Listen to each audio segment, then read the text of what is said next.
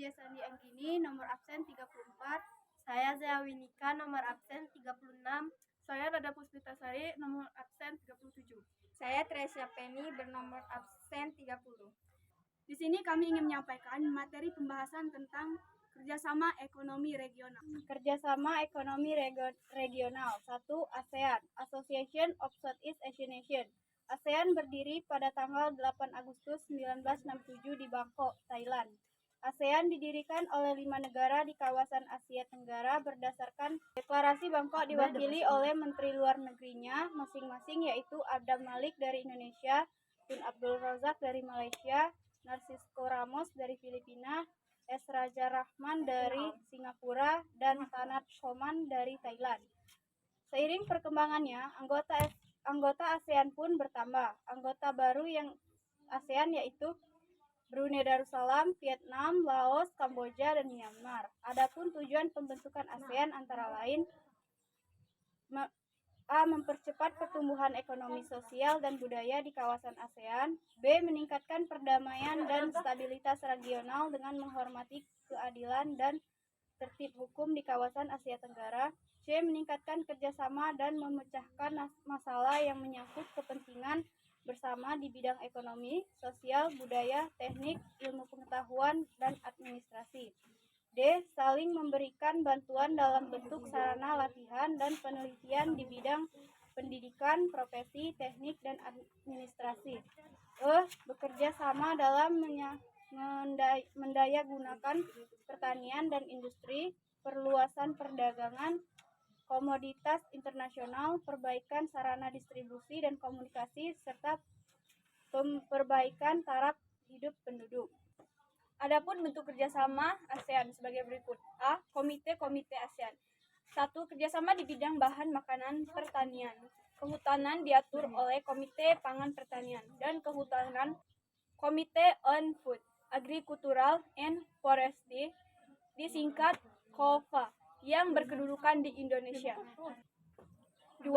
Kerjasama di bidang perdagangan dan pariwisata diatur oleh Komite Perdagangan dan Pariwisata atau Komite on Trade and Tourism, disingkat KOT, yang berkedudukan di Singapura. 3. Kerjasama di bidang keuangan, perpajakan, dan bea cukai diatur oleh Komite Keuangan dan Perbankan, Komite on Finance dan Banking, disingkat COFB, yang berkedudukan di Thailand. 4. Kerjasama di bidang pertambangan dan energi diatur oleh Komite Industri Pertambangan dan Energi atau Komite on Industry, Mining and Energy, yang berkedudukan di Filipina. 5. Kerjasama di bidang transportasi dan komunikasi diatur oleh Komite Transportasi dan Komunikasi atau Komite on Transportation and Communication, disingkat COTSC, yang berkedudukan di Malaysia. 6. Kerjasama di bidang kebudayaan dan informasi diatur oleh Komite Kebudayaan dan Informasi atau Komite on Cultural and Information. Sebagai bentuk komite-komite ASEAN juga membangun proyek-proyek yang ada di beberapa negara anggota. Bentuk proyek-proyek ASEAN seperti berikut. 1. ASEAN Vaccine Project, yaitu proyek pabrik vaksin di Singapura. 2. ASEAN Cover Fabrication Project, yaitu proyek industri tembaga di Filipina. 3. Rock Salt Soda Ash Project, yaitu proyek pabrik abu soda di Thailand. 4. ASEAN Urea Project, yaitu proyek pabrik pupuk urea di Malaysia. 5. ASEAN Aceh Fertilizer Project, yaitu proyek pabrik pupuk urea amonia di Aceh, Indonesia. B. Konferensi Tingkat Tinggi ASEAN, KTT ASEAN. Konferensi tingkat tinggi ASEAN dihadiri oleh para kepala pemerintah negara-negara ASEAN Tenggara. Tujuan dibentuk KTT ASEAN adalah untuk membahas masalah-masalah penting dengan negara-negara ASEAN Tenggara dan menentukan garis-garis besar kebijakan ASEAN. AVTA ASEAN Free Trade Area.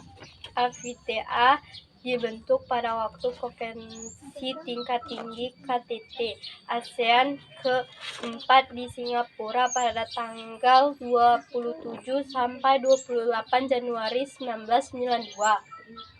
AFTA merupakan organisasi perdagangan basah kawasan ASEAN untuk menurunkan tarif dan menghapus hambatan non-tarif dalam perdagangan yang dimulai pada tahun 2002. Tujuan AFTA sebagai berikut. 1. Meningkatkan perdagangan dan spesialis di lingkungan ASEAN. 2. Meningkatkan investasi dan kegiatan produksi dan jasa anggota ASEAN. 3. Meningkatkan investasi di luar negara anggota ASEAN.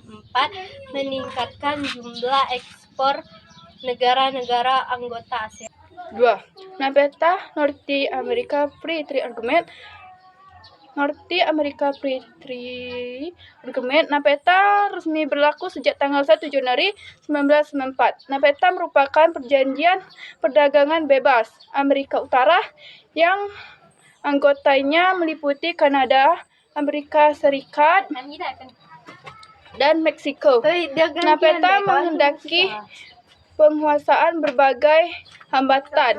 Alasan penting dibentuknya NAFTA: adanya perubahan global, baik ekonomi, perdagangan, dan informasi. B. Perubahan internal, yaitu kemajuan ekonomi negara-negara anggota.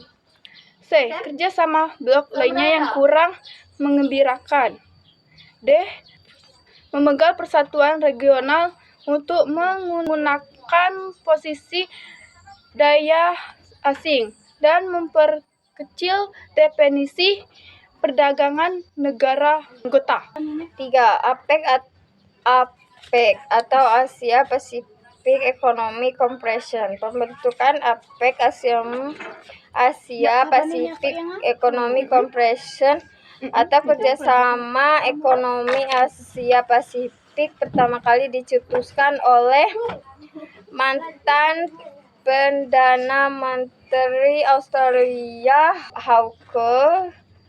Pertemuan pertama diadakan pada bulan Januari 1989 di Canberra, Australia, dihadiri oleh 12 negara, yaitu 6 negara ASEAN ditambah Kanada, Australia, Selandia Baru, Amerika Serikat, Korea Selatan, dan Jepang.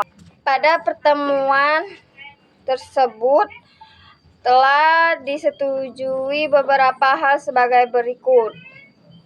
Yang pertama, APEC didirikan bukan menjadi suatu blok perdagangan. 2. Segala pemikiran dan pertimbangan akan diberikan pada diversifikasi yang ada di kawasan Asia Pasifik. C. Kerjasama ini akan berpusat pada hal ini praktis yang bertujuan saling memperkuatkan hubungan ekonomi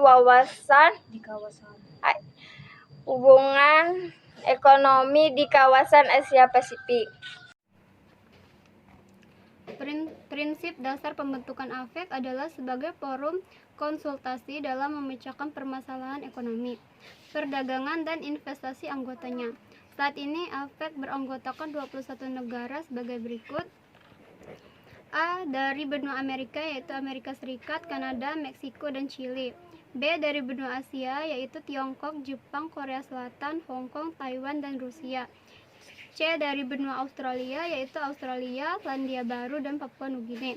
Dari ASEAN, yaitu Indonesia, Malaysia, Thailand, Singapura, Filipina, Brunei Darussalam, dan Vietnam. Dalam rangka mendorong pertumbuhan ekonomi berkelanjutan, APEC telah berupaya mengadopsi kebijakan moneter dan fiskal, maupun upaya mendorong polisi dialogi mengenai ekonomi makro, termasuk upaya memperkuat sistem keuangan internasional guna menciptakan landasan ekonomi yang kuat bagi pertumbuhan ekonomi jangka panjang. Tujuan pokok APEC adalah melakukan liberalisasi perdagangan dan investasi, serta meningkatkan pemanfaatan sumber daya alam dan kualitas sumber daya manusia untuk meningkatkan pembangunan dan pertumbuhan ekonomi di kawasan Asia Pasifik. Untuk mencapai tujuan tersebut, AFEK telah menyusun agenda liberalisasi secara bertahap sebagai berikut. A. Tahun 2010, liberalisasi perdagangan dan investasi di antara negara industri maju di kawasan Asia Pasifik. Tahun 2020, liberalisasi perdagangan dan investasi di antaranya negara di kawasan Asia Pasifik. Itulah materi yang dapat kami sampaikan. Sekian, terima kasih. Wassalamualaikum warahmatullahi wabarakatuh.